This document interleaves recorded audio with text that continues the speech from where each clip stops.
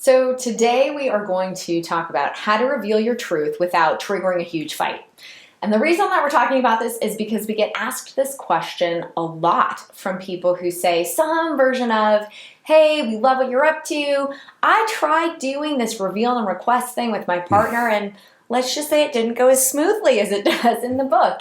And that's not crazy. So we wanted to give a couple pro tips. But before we get into those, I just love this metaphor of tuning up your car because I think about reveal and request a lot like maintaining a car. So you don't have to go in and change your oil, and you certainly don't have to rotate your tires. And if you live in a snowy climate like we do, you don't have to put on snow tires in the winter.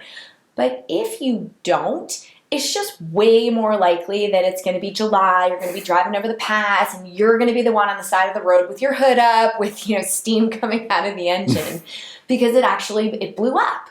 And it's like that a lot with relationships. Yeah, absolutely. Yeah, there are these little microscopic withholds that we have, or moments where we're upset or we're disappointed. And as Kaylee said, if you choose not to reveal those little microscopic ruptures become bigger and bigger and bigger and bigger and bigger, and all of a sudden you're in a crisis situation. So how do you reveal those microscopic truths without triggering a massive fight? That's the big question. Yeah. So first tip is signal that you're going to do reveal and request, especially if both of you are reading or practicing the 80-80 marriage. This will then help you signal to your partner, this isn't a normal conversation, this is a reveal and request conversation. And that helps your partner really tune in and show up with more presence and more curiosity. It reminds me a little bit with our daughter, sometimes I'll say something like, hey, I need you to turn on your listening ears. And so signaling to your partner, this is reveal and request, it sort of tells them, without treating them like they're a child, hey, I need to turn on my listening ears. Yeah, and this doesn't have to be formal. You don't have to say, I have a reveal and request for you. I'm going to do it. It could just be robotic voice. I mean, the way I would do it is, Kaylee, I have a reveal for you. Right. Super simple. Super casual. So the second tip is, while you're doing your reveal and request, to kill them with kindness. And I think this is like the key, don't you? Totally. Well, because it's so easy and tempting to do this from a position of blame. This is what you did wrong. This is why this is your fault. But if you instead can really come at it with kindness, it changes the tenor completely. Yeah, absolutely. So final tip is really for the person listening to the reveal and request, and that is to listen with an open heart.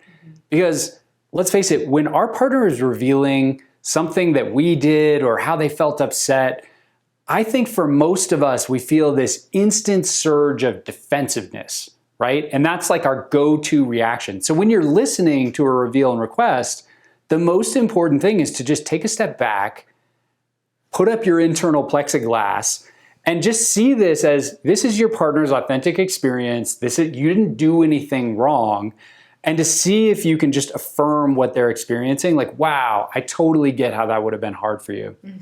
I think that there's also a way that if you're the person trying to reveal and what you get back from your partner is defensiveness, sometimes you have to make this sort of Jedi switch right in the middle where you actually become the compassionate listener, the open-hearted listener. And it's almost like you let your partner have their turn first. And hopefully that once they're sort of done with their emotional experience, it creates more space for you to then try again with your reveal and request. So we hope these tips are helpful, and we think it's worth a try to do this kind of revealing with this spirit of kindness and see what happens.